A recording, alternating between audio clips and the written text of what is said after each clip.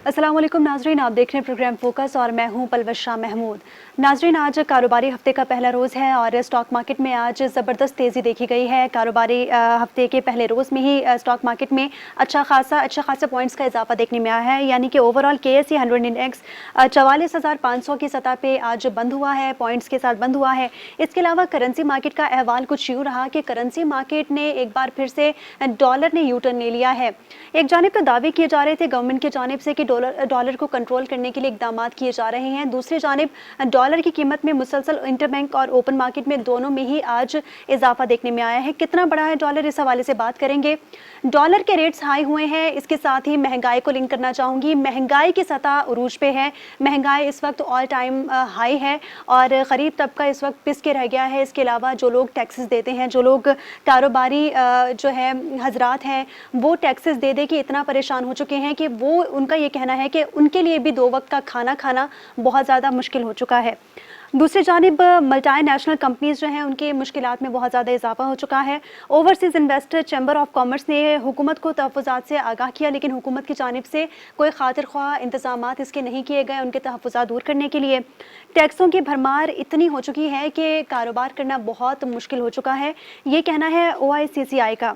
इसके अलावा नाजरीन, IMF वफ़द ने सियासी जमातों से मुलाकात की है। IMF की जानिब से ये मुलाकातें क्यों की गई हैं और इससे कबल जितनी बार भी पाकिस्तान IMF के पास गया है, क्या तब भी सियासी जमातों से IMF के वफ़द की मुलाकातें हुई हैं?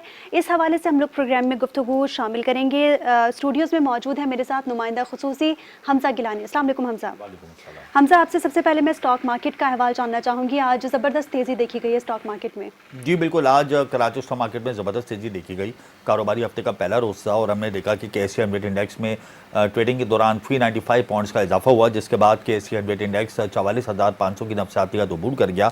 और अभी भी अगर हम क्लोजिंग की बात करें तो 44,500 की नफसाती हद पे KSE 100 इंडेक्स बंद हुआ है। ये इस साल का ऑल टाइम हाई है और जाहिर सी बात है एक इम्पैक्ट क्रिएट हुआ है कराची स्टॉक मार्केट में। सरमायाकारों का एतमाद बढ़ा है। जिस तरीके से IMF ने सियासी जमातों से मुलाकातें की हैं, तो ये इस बात की निशानदेही है कि जाहिर सी बात है IMF हमारे इकदामात से, हुकूमती इकदामात से मुतमईन है और जाहिर सी बात है हुकूमत ने लेटर ऑफ इंटेंट भी भिजवा दिया, तमाम शराइत भी पूरी कर दी, जिसकी वजह से ये कवीम कराते हैं कि हमें 13 से 14 जुलाई को IMF की जानिब से रकम मिल जाएगी, जिसके बाद हमारे रिजर्व्स बढ़ेंगे और ये पॉजिटिव इम्पैक्ट है, जिसकी वजह से आज कारोबारी हफ्ते के पहले रोज़ हमने ज़बरदस्त तेज़ी देखी और अप्रॉक्सीमेटली 238 कंपनीज़ हैं जिनके शेयर्स में हमने इजाफा देखा और 81 कंपनीज ऐसी हैं जिनके अपने शेयर्स में कमी देखी। तो ओवरऑल 43 मिलियन का हमने कारोबारी हजम आज रिकॉर्ड किया।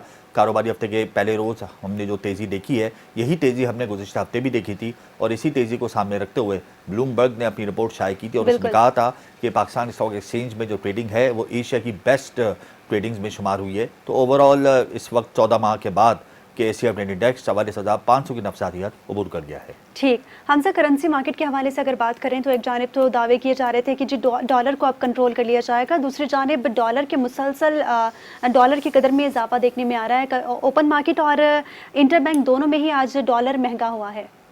जी बिल्कुल, उसकी बुनियादी वजह देखें ये है कि स्टेट बैंक ने जो सर्कुलर जारी किया था इंपोर्ट पर से कि तमाम पाबंदियां हटा दी जाएं, तो उसका एक प्रेशर तो है। 6,000 से ज़ायद कंटेनर इस वक्त पोर्ट पर मौजूद हैं और सबकी क्लियरेंस के जो डॉक्यूमेंट्स हैं वो कमर्शियल बैंकों के पास आ गए हैं, तो एक दबाव तो है। बहरहाल इसी दबाव की वजह से आज हमने देखा कि इंटरबैंक के अंदर डॉलर ट्रेडिंग के दौरान 2 रुपये महंगा हुआ और क्लोजिंग के वक्त 1 रुपये 90 पैसे महंगा होगा बंद हुआ, यानी 277.90 से बढ़कर इंटरबैंक में डॉलर 279.80 की सतह पर बंद हुआ।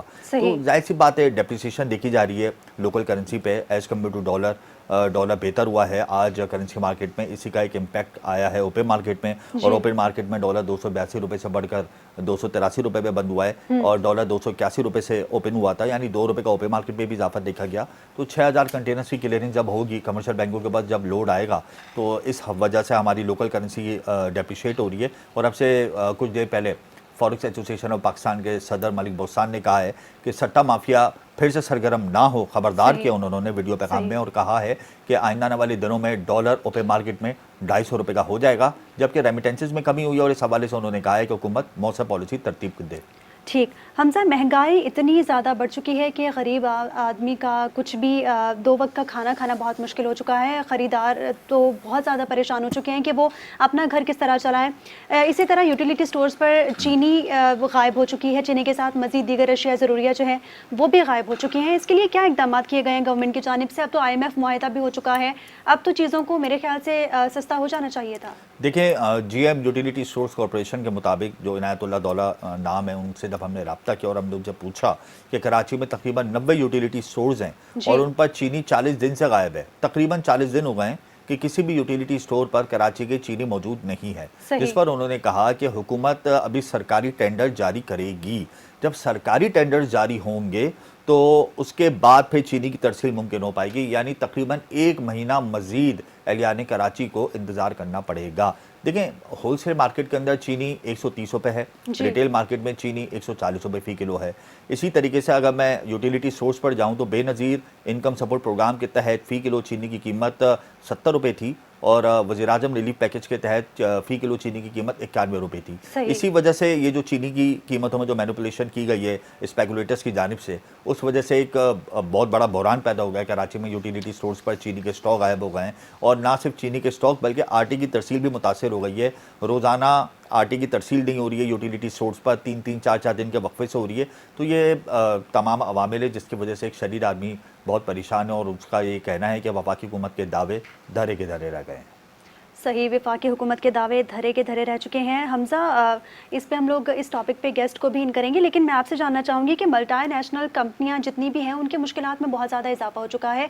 इस हवाले से क्या कहना है आपका? लेकिन जब इनकम टैक्स की स्लैब में इजाफा होगा, जब सुपर टैक्सेस की स्लैब में इजाफा होगा जी। और जब डिविडेंड नहीं दिए जाएंगे तो जाहिर सी बात है मल्टीनेशनल कंपनीज़ को यहाँ पे कारोबार करने में पहले ही बहुत दिक्कत का सामना था, मजीद उनके मुश्किलात में इजाफा हो गया जी। है। और जाहिर सी बात है जब आपके मुल्क में डॉलर का एक बहरान है जिसकी वजह से हर शख्स तंग है, हर कारोबारी तबका तंग है, तो जाहिर सी बात है उसके असरात overseas investor chamber of commerce पर भी मुरतब हुए, मल्टीनेशनल कंपनीज़ पर भी मुरतब हुए हैं और जी। इसी वजह से उन्होंने अपने तहफ़्फ़ुज़ात के वो बार बार हुकूमत के सामने रखे हैं, अपने तहफ़्फ़ुज़ात वज़ीर ख़जाना, गवर्नर स्टेट बैंक के सामने भी रखे हैं। जाहिर सी बात है जब तक IMF की डील नहीं होगी, पैसे आपके अकाउंट में नहीं आएंगे, उस वक्त तक हमारा मुआशी पहिया चलना बड़ा मुश्किल है। बिल्कुल और ऐसे ही है। Overseas investor chamber of commerce Pakistani मईशत में बड़ा कलीदी किरदार अदा करता है। जाहिर सी बात है तमाम मल्टीनेशनल कंपनीज़ पाकिस्तान में हैं और जो बहुत ज़्यादा परेशान हो गई हैं, जो कारोबारी टारगेट्स को पूरा नहीं कर पा रही, वो इस मुल्क से अपना प्रोग्राम वाइंड अप करके जा रही हैं, अपना ऑपरेशन बंद करके जा रही हैं, चाहे वो एयरलाइंस की सूरत में हो, जी। चाहे वो आपने देखा ऑयल सेक्टर में हो या ऑटो सेक्टर की ज़बो हाली हमारे सामने है कि टेम्पररी शटडाउन हो जाता है, जी।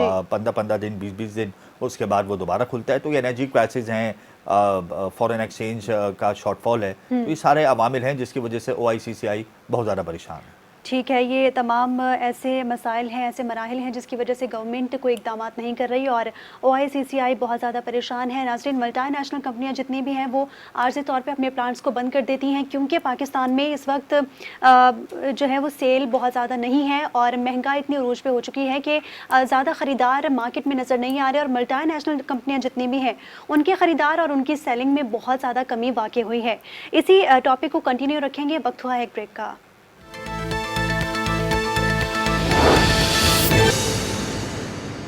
वेलकम बैक नाजरीन। ब्रेक से पहले भी मल्टीनेशनल कंपनियों को जिन मुश्किलात का सामना है पाकिस्तान में अपने प्लांट्स के हवाले से, उसके हवाले से गुफ्तगू का सिलसिला जारी था।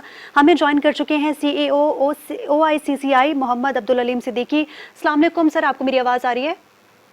जी आ रही है, बिल्कुल। वालेकुम अस्सलाम। जी बिल्कुल आ रही है। जी अब्दुल अलीम साहब, आपसे मैं ये जानना चाहूँगी मल्टीनेशनल कंपनियों को पाकिस्तान में अपना कारोबार करने में किन मुश्किलात का सामना है? आपकी जानिब से हुकूमत को तहफ़्फ़ुज़ात से आगाह भी किया गया था, क्या हुकूमत की जानिब से कोई रद्द-ए-अमल सामने आया? देखिए, हमने बिल्कुल हुकूमत को मुस्तकिल बताया हुआ है कि हमारे क्या इशूज़ हैं। एक्चुअली जो लास्ट ईयर अप्रैल से जो है वो सबसे बड़ा इशू जो आ रहा है वो रेमिटेंस का आ रहा है जी। कि मतलब प्रॉफिट जो बन रहा है वो डिविडेंड रेमिटेंस नहीं हो पा रहा और सर्विसेज जो ली जा रही हैं उसके लिए भी फॉरेन एक्सचेंज अवेलेबल नहीं है। और आपको जैसे मालूम होगा कि इंपोर्ट भी बीच में बंद हो गई थी और अभी भी काफ़ी कंट्रोल्ड है। तो ये सारी चीज़ें हैं जिसकी वजह से आपने देखा होगा कि ऑटोमोबाइल के प्लांट्स अक्सर बंद रहते हैं और दूसरे उनको मसाइल रहते हैं। तो ये तो एक तरफ ऑपरेशनल मसाइल हैं। तो सबसे बड़ा इस वक्त जो अगर आप मुझसे पूछेंगी तो वो इशू है डिविडेंड रेमिटेंस का जो फॉरेन कंपनीज एग्जिस्टिंग है। उसके साथ साथ जो इशू आ रहा था वो ये है कि पाकिस्तान में बहुत सारी चीज़ों को बड़ा कंट्रोल किया जाता है। फार्मास्यूटिकल की प्राइसेस बहुत अरसे तक कंट्रोल की गई। आपने देखा कि कंपनियों ने बंद भी किया, बीच में पैराडोल ने अपने प्लांट बंद कर दिया था, फिर उन्होंने शुरू किया जब हुकूमत ने उनको इंक्रीज दी। तो खैर अब गवर्नमेंट ने कोई 2 महीना हुआ है कि प्राइस इंक्रीज दी है, लेकिन इस दरमियान में फार्मास्यूटिकल के कुछ प्लांट्स जो हैं वो बंद हुए हैं और या उन्होंने अपने ऑपरेशंस को श्रिंक किया है। तो ये एक तरफ तो आपको मैंने बताया कि फॉरेन एक्सचेंज का मसला था, जी। दूसरी तरफ इंपोर्ट से रिलेटेड जो कंपनीज हैं जिनके अभी भी बहुत सारी कंपनीज के जो है उनको सारे मटेरियल अलाउ नहीं हो रहे हैं, तो उनके ऑपरेशंस या तो बंद हो गए हैं या टेम्परेरीली बंद हो जाते हैं या रुक रुक के चल रहे हैं। ऑटोमोबाइल कंपनीज तो काफी कोई 70% बंद है हमारी इस वक्त। तो ये और रेमिटेंस का मैंने आपको बताया, उसकी वजह से काफी बदनामी हो रही है हमारी पाकिस्तान की इन दी हेडक्वार्टर्स ऑफ दिस कंट्रीज। तो ये हमने बताया। अब जो नया मसला खड़ा हुआ है जी। वो है ये टैक्स का, कि इस दफा जो बजट बना है और दोबारा रिवाइज हुआ है IMF ने जिसकी बेसिस पे हमसे एग्रीमेंट भी किया है SBA, उसमें सुपर टैक्स लगा दिया गया है 10% का सारी कॉर्पोरेट्स के ऊपर। तो पाकिस्तान में टैक्स रेट वैसे ही 29% था, जबकि इस सारे रीजन में 25% का एवरेज टैक्स रेट होता है। तो 25 के मुकाबले 29 था, उसके ऊपर अब वो 10% सुपर टैक्स लगा दिया गया। तो पाकिस्तान में अब टोटल टैक्स जो है कॉर्पोरेट के लिए वो 39% हो गया है। एक तरफ हाई इन्फ्लेशन है, प्लांट्स बंद हैं, रेमिटेंस के मसले हैं, उसमें जो मार्जिन रह जाता है अगर उसमें से 39-40% चला जाएगा टैक्स में, तो वो जो मार्जिन है वो बहुत कम रह जाता है। फिर सैलरीज के ऊपर टैक्स आपने देखा कि वो बढ़ाया गया है, तो एम्प्लॉइज भी कोई खुश नहीं है। ये सारे मसाइल हैं जिनको बहरहाल मैनेज करने की कोशिश की जा रही है। ये मतलब जाहिर है हुकूमत हमारी अपनी है और उनको टैक्स की जरूरत है, लेकिन जो जिस चीज से थोड़े हमारे लोग नाराज हैं वो ये कि ये एक छोटे नंबर को कॉर्पोरेट्स को जो है बहुत पनिश किया जा रहा है। पाकिस्तान में कोई 6 से 7 मिलियन जो है टैक्स जिन्होंने NTN लिया हुआ है, लेकिन टैक्स फाइलर जो है वो सिर्फ 3 मिलियन के करीब हैं। तो ये बाकी लोग कहाँ हैं? ये टैक्स जिनसे लेना चाहिए वो हुकूमत ले नहीं पा रही है और उसका बर्डन जो है वो कॉर्पोरेट एंटिटीज हैं जिसमें मल्टीनेशनल भी शामिल हैं उनके ऊपर पड़ रहा है। तो अभी आपने देखा होगा कि शेल ने जैसे अनाउंस किया था कि वो अपना बंद कर रहा है, और भी हमारी सनोफी एक फार्मास्यूटिकल फ्रेंच कंपनी थी उसने बंद किया है, फिर और भी कुछ कंपनीज ने अपने ऑपरेशन बंद नहीं किए हैं तो श्रिंक किए हैं। तो ये चीज़ें अच्छी नहीं है। मतलब हमें पाकिस्तान को फॉरेन इन्वेस्टमेंट चाहिए। पाकिस्तान माशाल्लाह काफ़ी अच्छा ग्रो कर रहा था। अब उम्मीद है कि फिर अब ये जो SBA हुआ है इसके बाद थोड़ी सी स्टेबिलिटी आएगी, इंशाल्लाह डॉलर्स आएंगे तो हालात बेहतर होंगे। लेकिन इस वक्त जिस वक्त आप मुझसे बात कर रही हैं इस वक्त थोड़ा सा हालात काफ़ी मुश्किल हैं। अच्छा अब्दुल अलीम साहब, डिविडेंड के मसले पर हुकूमत ने आपको एक रिलीफ दिया था कि स्पेशल सेविंग अकाउंट्स में आप अपनी अमाउंट को रख सकते हैं, तो ये भी टेम्पररी था। अब आप क्या समझते हैं कि डिविडेंड के मसले को कैसे हल किया जाएगा? देखिए वो कोई हल नहीं है, वो एक टेम्परेरी रिलीफ थी। हल तो यही है कि आप डिविडेंड रेमिटेंस अलाउ करें। और ये हमने उनको गवर्नमेंट को 4 स्टेट बैंक को ऑप्शन दिए थे कि सबसे बड़ा हमने ऑप्शन ये दिया था कि आप अगर फर्ज कीजिए किसी का $1 मिलियन डिविडेंड फंसा हुआ है तो आप उसको 1 मिलियन के बजाय इसको कम से कम $50,000 तभी रिमिट करने दें ताकि वो सिलसिला शुरू हो जाए, उसको मिलना शुरू हो जाए और आप 2 साल में उसको वो जो भी उसका पैसा है वो रिमिट कर दें। वो एक्सेप्ट नहीं हुआ। फिर दूसरा हमने ये कहा था कि आप डॉलर ये नहीं कर सकते हैं तो जो फर्ज कीजिए उसका जो रुपया फंसे हुए हैं उसको करंट रेट के ऊपर आप फ्रीज कर दीजिए, मतलब हेज कर दीजिए, ताकि वो अपने हेडक्वार्टर में जो है वो इत्मीनान हो जाए कि उसको आज नहीं तो 1 महीने बाद या 6 महीने बाद इतने डॉलर्स मिलेंगे। इस वक्त ये हो रहा है ना कि उसको पता ही नहीं है कि कितने डॉलर मिलेगा, तो वो भी एक्सेप्ट नहीं हुआ। तीसरा ये है कि हम बहरहाल स्टेट बैंक ने काफ़ी बेचारे, हमें उनका अंदाज़ा है कि उनको काफ़ी मुश्किलात हैं, वो काफ़ी हमारे साथ कोऑपरेट करते हैं। तो उन्होंने एक चीज़ अभी एक्सेप्ट की थी कि आप जो डिविडेंड इस वक्त पेंडिंग है रुपए में उसको आप स्पेशल अकाउंट्स में जमा करा दें और उसका जो प्रॉफिट होगा वो जिस वक्त भी फॉरेन एक्सचेंज हालात बेहतर होंगे उसके साथ रिमिट कर दिया जाएगा। तो कुछ लोगों ने अप्लाई किया है, उनको मिला है, और अभी कुछ लोगों को पता नहीं है इसलिए क्योंकि जिसके ऊपर कोई सर्कुलर इशू नहीं हुआ है, ये बैंक टू बैंक की बात हो रही है। तो इंशाल्लाह अब्दुल अलीम साहब एक अंदाजे के मुताबिक मल्टीनेशनल कंपनीज का कितना रेमिटेंस है जो हुकूमत को देना है, और कितने साल से फंसा हुआ है ये? फंसा हुआ तो ये 1 साल से है, क्योंकि इससे पहले हुकूमत पाकिस्तान काफ़ी फास्ट थी इस मामले में। क्रेडिट पाकिस्तान गवर्नमेंट को है कि उन्होंने हमेशा डिविडेंड और दूसरी रेमिटेंस अलाउ की है। इस वक्त हमारे अंदाजे के मुताबिक कोई $1 बिलियन के करीब है। $1 बिलियन। अच्छा अब्दुल अलीम साहब, आपसे मैं ये जानना चाहूँगी, आपने स्टेट बैंक को और गवर्नमेंट को अपने मसाइल से आगाह किया, अपने तहफ़्फ़ुज़ात से आगाह किया, क्या गवर्नमेंट की जानिब से आपके मसाइल हल करने की यकीन दहानी कोई कराई गई आपको? देखें, स्टेट बैंक से तो हम काफ़ी रेगुलरली मिलते रहते हैं। बाकी जो टैक्स वगैरह के मसाइल हैं वो उन्होंने हमारे सुने हैं, लेकिन किया कुछ नहीं है।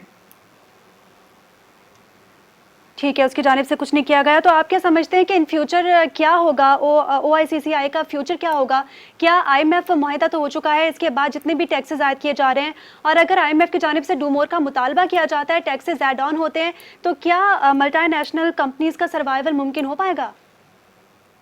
देखिए, इंशाल्लाह होना चाहिए, क्योंकि हालात हर वक्त ऐसे नहीं रहेंगे। तो हम अभी तो हुकूमत ने हमारे साथ इस मामले में कोई बातचीत नहीं की है, ये जो टैक्स के जो हम बता रहे हैं, लेकिन इसके ऊपर हम भी लगे रहेंगे हुकूमत के साथ, क्योंकि ये इस तरीके से अगर ये सही नहीं हुआ तो इससे मसाइल बहुत ज़्यादा खड़े हो जाएंगे। और मैं समझता हूँ कि हुकूमत को हम जो कह रहे हैं, ना सिर्फ OICCI कह रहा है बल्कि और भी चैम्बर्स कह रहे हैं कि आपको ब्रॉडन द टैक्स बेस करना होगा। इस वक्त हो ये रहा है कि पाकिस्तान में सिर्फ 3% लोग हैं वो 90% टैक्स देते हैं। तो बड़े बड़े सेक्टर्स जो हैं जिनको रिटेल होलसेल ट्रेड पे कोई टैक्स नहीं है, रियल एस्टेट बचा हुआ है, एग्रीकल्चर पे आपको मालूम है कि वो एक प्रोविंशियल सब्जेक्ट है कि टैक्स नहीं लिया जाता।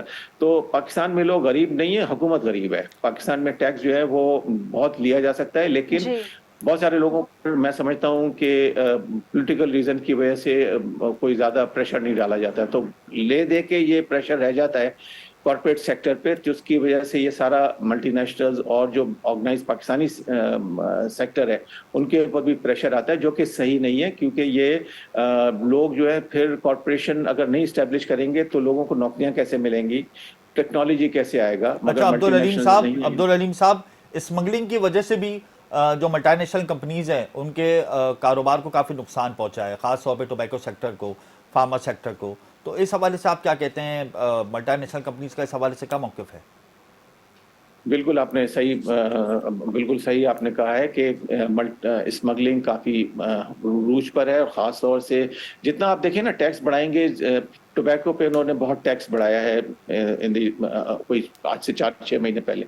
तो उसका फायदा ये हुआ है, जो लोग भी स्मगल करना चाहते हैं कि उनके लिए इंसेंटिव बढ़ गया है। तो वो लोकल हुआ यह है कि फिर गवर्नमेंट की लोकल टैक्स कलेक्शन उतनी नहीं हो पा रही जो जितनी उनकी उम्मीद थी।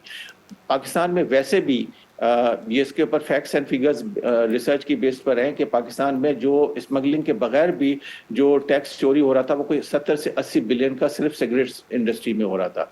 बाकी इंडस्ट्रीज की मैं बात नहीं कर रहा हूँ, वो भी हमने बताया था हुकूमत को। और अभी जो लेटेस्ट एस्टिमेट आया है वो जो टोबैको इंडस्ट्री ने हमसे शेयर किया है, वो 240 बिलियन के करीब का टैक्स को गवर्नमेंट को लॉस हो रहा है। और जो खतरा है, ठीक है, दूसरी चीजों पर भी स्मगलिंग आ रही है, वो आपको मालूम है। बहरहाल इसमें अफगान ट्रांजिट ट्रेड के थ्रू आती है, इंपोर्ट अंडर वैल्यूएशन होती है। तो ये सारी चीजें हैं जो हुकूमत को सब मालूम है, लेकिन इसके लिए और लोग भी अच्छे हैं जो करना चाहते हैं, लेकिन बहरहाल उसको फुली इम्प्लीमेंट नहीं कर पा रहे हैं। ठीक है, हुकूमत को चाहिए कि इन तमाम स्मगलिंग पे इकदाम करे, कोई मौसर पॉलिसी बनाए। बहुत शुक्रिया आपका मोहम्मद अब्दुल अलीम सिद्दीकी साहब, CEO हैं overseas investors chamber of commerce and industry की, आपका बहुत शुक्रिया। नाजरीन, प्रोग्राम में गुफ्तगू का सिलसिला जारी रहेगा, वक्त हुआ है एक ब्रेक का।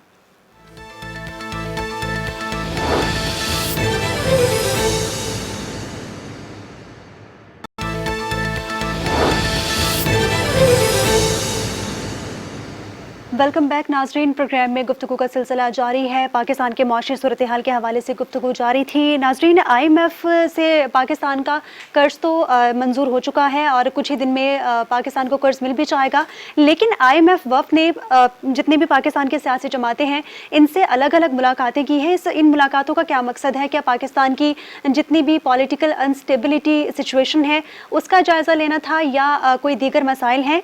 इस हवाले से हम लोग प्रोग्राम में गुफ्तगू जारी रखेंगे। हमें इस वक्त ज्वाइन कर चुके हैं मिर्ज़ा इख्तियार बेग साहब, साबिक मुशीर हैं वज़ीर आज़म। अस्सलाम वालेकुम मिर्ज़ा साहब, आपको मेरी आवाज़ आ रही है? जी, आवाज आ रही है आपकी। जी सर, मैं आपसे ये जानना चाहूंगी कि आईएमएफ से पाकिस्तान का ये पहली बार प्रोग्राम नहीं हुआ, इससे पहले भी प्रोग्राम हो चुका है।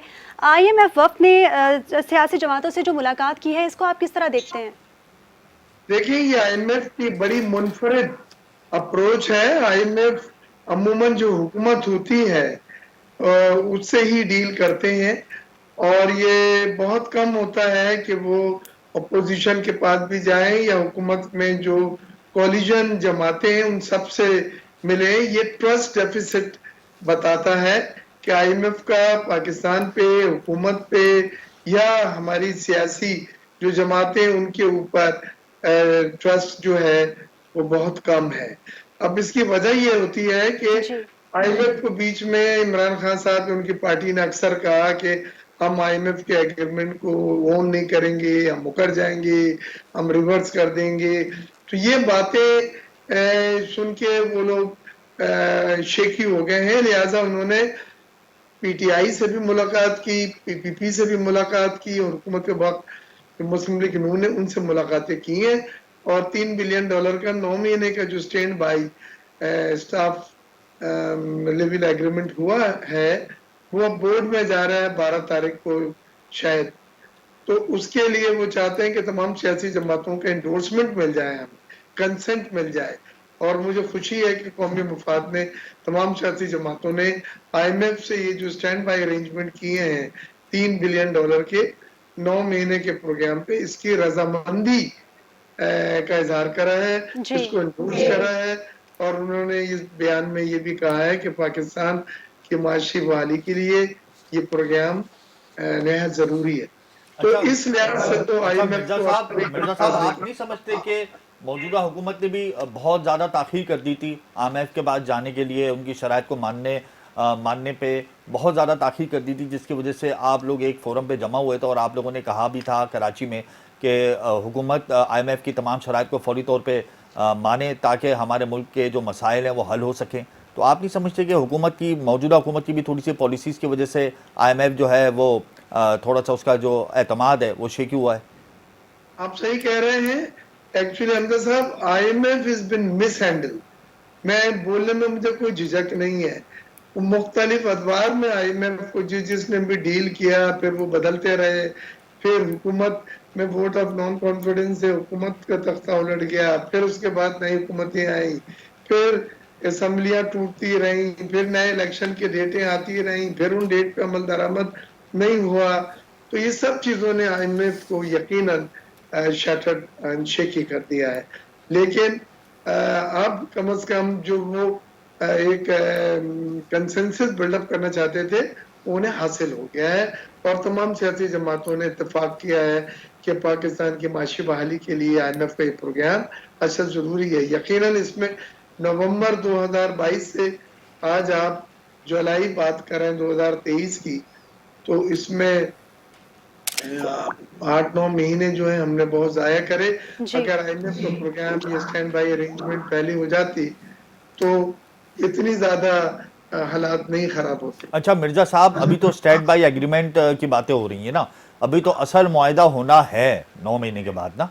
असल मुआहदा जब होगा और आईएमएफ नए टैक्सेस की शराइत आयद कर देता है, इंटरेस्ट रेट की शराइत आयद कर देता है, एनर्जी टैरिफ्स की शराइत आयद कर देता है, तो आप क्या समझ रहे हैं कैसे इंडस्ट्री का पहिया चलेगा? हाईएस्ट इंटरेस्ट रेट है इस वक्त पाकिस्तान में, काइबो रेट हाईएस्ट है, एनर्जी टैरिफ की कीमतों में मुसलसल इजाफा हो रहा है। तो आप नहीं समझते कि आइंदा आने वाले दिन पाकिस्तानी मईशत के लिए मजीद कठिन साबित होंगे? इसमें कोई शक नहीं है कि आने वाले दिनों पे बिजनेस कम्युनिटी पे भी, एक आम आदमी पे भी नए टैक्सेस का, नए जो कीमतें बढ़ाई गई हैं, बिजली की, गैस की, पेट्रोलियम डेवलपमेंट लीवी भी शायद 5 या 10 रुपए जो है फी लीटर बढ़ेगा, उसका बोझ आने ही आना है। लेकिन हमारे पास कुछ दूसरा ऑप्शन नहीं है। हमें आईएमएफ के पास तो जाना ही जाना है। अगर हम नहीं गए तो हम डिफॉल्ट के करीब है। हमें वो पैसे जो हमारी लिमिट्स हैं वर्ल्ड बैंक में, एशियन डेवलपमेंट बैंक में और इंफ्रास्ट्रक्चर डेवलपमेंट बैंक में, वो तक हमें $2.5 बिलियन की जो तैयार है वो आईएमएफ के एग्रीमेंट ना होने की वजह से हमें नहीं मिल रहे। मैं जरा सी तस्हीह कर दूं कि आईएमएफ का एग्रीमेंट 12-13 जुलाई को, मिड ऑफ जुलाई तक बोर्ड मीटिंग रखी गई है इसके लिए, और एजेंडे में हमारा स्टाफ लेवल एग्रीमेंट है, तो IMF तो बोर्ड अप्रूव कर देगा इंशाल्लाह मिड ऑफ जुलाई। ये 9 महीने का है, जी जी तो इसको 9 महीने में $3 बिलियन की पेमेंट होनी है, और ये ठीक 9 बिल्कुल ऐसे महीने ही है। प्रोग्राम रिव्यू है। ठीक। तो इसमें इख्तियार साहब, आपसे मैं ये जानना चाहूंगी कि रवा साल पाकिस्तान ने जितने भी बैरून मुमालिक से कर्ज लिए थे वो सूद समेत जो वापस करने हैं उसकी अमाउंट बहुत ज़्यादा है और IMF से मिलने वाली रकम बहुत मुख्तसर है। इसके अलावा जितने भी पाकिस्तान के दोस्त ममालिक हैं उनसे पाकिस्तान को जो रकम मिलेगी वो मिलाने के बावजूद पाकिस्तान के पास इतनी अमाउंट नहीं बनती कि इस साल जितने भी बैरून कर्ज हैं वो अदा कर सके। इसको किस तरह लेके चलना है पाकिस्तान ने? क्या हमें वक्त मिल जाएगा दूसरे ममालिक से, या IMF के पास फिर से जाना पड़ेगा हमें? मैं थोड़ी सी आपकी तस्हीह कर दूं। जी हमने आइंदा 3 सालों 75 अरब डॉलर टोटल, यानी $25 अरब सालाना कर्जों की अदायगियां हैं। किसी साल 28 है, किसी साल 27 है, जी जी तकरीबन यही 25 अरब का एवरेज लगा लें, जी डॉलर की अदायगियां करनी है। पहले साल की अदायगी में उनको $6 बिलियन की कमी थी। IMF ने दोस्त ममालिक से इन फंड्स के लिए हमसे कहा एश्योरेंस ले, और हमें खुशी है कि उसमें दोस्त ममालिक ने $7 बिलियन के हमें एश्योरेंसेस दे दिए जो IMF को कन्वे कर दिए गए। जी उसमें $3.5 बिलियन चाइना का है, इसमें $2 बिलियन वो कर चुका है, और $1.5 बिलियन कमर्शियल बैंकों से वो करके हमें दे रहा है। ठीक। फिर $2 अरब सऊदी अरब का सेफ डिपॉजिट है, और $1 अरब मुत्तहदा अरब अमारात का सेफ डिपॉजिट है। तो ये अच्छा जो मिर्जा साहब ये बताएं कि जो टर्फ स्कीम को अनाउंस किया गया था गुज़िश्ता हुकूमत ने, इसकी क्या ज़रूरत ऐसी पेश आ गई थी कि टर्फ स्कीम के ज़रिए पैसे बांट दिए और बहुत ही कम इंटरेस्ट रेट पे बांटे और मज़ीद इम्पोर्ट बिल के ऊपर जो है वो प्रेशर आ गया? ऐसी क्या ज़रूरत पेश आ गई थी और बिजनेस कम्युनिटी ने ऐसी क्या चीज़ें इम्पोर्ट कर दी? देखिए, टर्फ स्कीम एक अच्छी नीयत के साथ तो लॉन्च की गई थी, लेकिन वो साइकिल कंप्लीट नहीं हो सका। मशीनें तो आ गई, लेकिन मशीनों का लगना सनतों में वो नहीं लग सकी, क्योंकि बिजली गैस की लोड शेडिंग है। फिर रेट ऑफ इंटरेस्ट यानी मार्कअप जो है वो 24% पे पहुंच गया है। तो इन मशीनों को चलाने के लिए जो इजाफी वर्किंग कैपिटल की जरूरत है वो कोई भी कंपनी 24% पे अफोर्ड नहीं कर सकती कि वो ऐसा कोई बिजनेस है जिसमें वो 24% बैंक को मार्कअप की अदायगी कर सके। लिहाजा बहुत सारों ने वो फैक्ट्रीज में लगाई नहीं है। वो पोर्ट कासिम के वेयर हाउसेज में वो मशीनें जो $3 बिलियन थी वो आके रखी हुई हैं वेयर हाउस में। मतलब $3 बिलियन को टर्फ स्कीम के जरिए जो है वो बांट दिया गया। गुज़िश्ता हुकूमत ने $3 बिलियन बिजनेस कम्युनिटी को दे दिए। इंपोर्ट हमारी देखिए ना कि $75 अरब रही गुज़िश्ता हुकूमत के दौर में, और हमारी एक्सपोर्ट और रेमिटेंसेस को मिला के तकरीबन $55 अरब रहे, यानी 20 से 25 अरब डॉलर का ट्रेड डेफिसिट रहा। तो आप नहीं समझते कि ये गैर ज़रूरी कदम था? देखिए, ये कुछ लोगों ने इसको मिसयूज जरूर किया, क्योंकि स्टेट बैंक ने 1% मार्कअप था और 4% उन्होंने कहा था बैंक इसके ऊपर ज्यादा से ज्यादा चार्ज कर सकते हैं। लेकिन जो अच्छी कंपनियां थी उनको बैंक ने 1% लिया या 2% लिया, तो टोटल मिला के 3% के ऊपर ये फंड्स दिए गए हैं। और $3 बिलियन का पाक रुपीस में 436 अरब रुपए बनते हैं। बिल्कुल। ये जो इस टर्फ की उसमें दिया गया है फैसिलिटी की मद में। लेकिन इसमें उस वक्त ये डॉलर दिए गए जब हमारे पास खाने को पैसे नहीं थे, हमारे रिजर्व डिप्लीट्स हो रहे थे हमारे। अच्छा इख्तियार साहब, आपसे शॉर्टली मैं ये जानना चाहूंगी कि IMF से रकम अनकरीब पाकिस्तान को मिलने वाली है, उससे कबल एक इजलास भी रखा गया है। IMF से रकम पाकिस्तान को मिल जाती है, उसके बाद पाकिस्तान का जो मुंजमद मौशी पहिया है, आप क्या समझते हैं कि वो फिर से एक तरक्की की राह पे गामजन हो जाएगा, वो फिर से मौशी पहिया चल जाएगा? सूरत हाल पहले से बेहतर हो रही है। आलमी रेटिंग एजेंसी फिच ने पाकिस्तान की क्रेडिट रेटिंग अप कर दी है, ये एक बहुत बड़ी बात है। ठीक, इसी ने आपको याद होगा फिच, मूडी और स्टैंडर्ड पुअर्स ने डाउनग्रेड की थी, पाकिस्तान की रैंकिंग मनफी कर दी थी। जिससे हमारा रुपया भी बुरी तरह से पिटा था, जी हमारे रिजर्व्स भी डिप्लीट हुए थे, और हमारी एलसीज के ऊपर जो कंफर्मेशन बाहर के बैंक कहते थे वो ऐड कराए, पाकिस्तानी बैंकों की एलसी जी हम एक्सेप्टेबल नहीं है। आज जब मैं आपसे बात करूं, अभी अभी तो 10-15 मिनट पहले फिच ने पाकिस्तान की क्रेडिट रेटिंग को अपग्रेड करा है, यानी ठीक ऊपर करा है, बेहतरी की तरफ करा है। सही इसके साथ साथ हमारे बॉन्ड की जो वैल्यू थी, $1 का जो बॉन्ड था वो गिर के 33 सेंट पे और 35 सेंट पे हो गया था। सही आज 2024 का बॉन्ड जो है वो 80 सेंट पे दोबारा आ गया। बिल्कुल सही यील्ड बेहतर हुई ठीक हमारी। तो ये चीजें ने हमें माशी तौर पे बहुत सहारा दिया है, सही और मैं समझता हूँ कि आईएमएफ के फंड्स मिलने के बाद और आईएमएफ प्रोग्राम में दाखिल होने के बाद, इन क्रेडिट एजेंसी की अपग्रेडिंग रैंकिंग करने के बाद हमारे ज़खायर भी बढ़ेंगे, जी क्योंकि दूसरी तरफ वो दरवाजे डॉलर आने के जो बंद हो गए थे आईएमएफ की वजह से अब खुल गए हैं, ठीक तो वहां से डॉलर भी आएंगे। जी दोस्त जी मालिक भी इंतजार कर रहे थे आईएमएफ का कि आईएमएफ का एग्रीमेंट हो तो फिर हम सेफ डिपॉजिट दें, जो उन्होंने वादा किया था, जिसमें जी सऊदी अरेबिया और यूएई वगैरह चीन शामिल है, वो भी आएंगे। और आपकी माशत की जो बहाली से आपकी मशत बिल्कुल अब मईशत को सहारा मिलेगा, मईशत की बहाली अब मुमकिन है। बहुत शुक्रिया साबिक मुशीर वज़ीर आज़म मिर्ज़ा इख्तियार बेग साहब, आपने अपना कीमती वक्त दिया। नाजरीन, मिर्ज़ा साहब का ये कहना था कि IMF मुआहिदा होने के बाद पाकिस्तान के माशी हालात यकीनन बहुत बेहतरी की जानिब गामज़न होंगे। पाकिस्तान को बैरूनी वसाइल जो है वो मिलने शुरू हो जाएंगे, क्योंकि इंटरनेशनल एजेंसी है फिच, उसने पाकिस्तान की रेटिंग को अपग्रेड किया है और ये पाकिस्तान की मईशत के लिए एक अच्छा साइन है। इसी के साथ ही मुझे और हमजा गिलानी को इजाज़त दीजिए। अल्लाह हाफ़िज़।